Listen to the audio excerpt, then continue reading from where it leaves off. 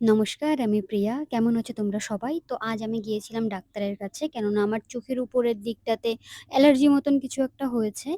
তো দেখো আমাদের এখানে বৃষ্টিতে সব মাঠ জলে কেমন হয়ে গিয়েছে। তো আমি গিয়েছিলাম আর আমার সাথে গিয়েছিল আমার বৌদি। কেননা ও যে ওষুধ খায় ওরও ওষুধ শেষ হয়ে গিয়েছিল। দেখো আজ ভোরবেলা বৃষ্টি হয়ে ৮টার দিকে কেমন আকাশ পরিষ্কার হয়ে গিয়েছিল। তারপর আমার বৌদি নিয়ে নিল টিকিট। বৌদির সাথে কোথাও গেলে বৌদিই সবটা করে। আমি জাস্ট আমার বৌদিকে ডেকে বলছিলাম, "এদিকে আয় দেখ আকাশটা কেমন সুন্দর লাগছে।"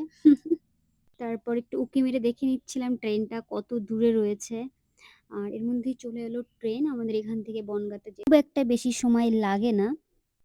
আমার বৌদি সকাল, সকাল আমার দাদার সাথে কথা বলছিল আর আমি বসে, বসে ভিডিও বানাচ্ছিলাম। জাস্ট মজা করে। এর মধ্যেই চলে গিয়েছিলাম আমরা বনগাঁতে।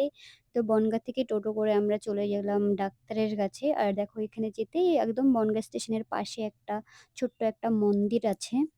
রাস্তা পুরো কাদা, কাদা হয়ে গিয়েছিল। আর একটা কথা, দুর্গাপুজোর প্যান্ডেলের কাজ শুরু হয়ে গিয়েছে।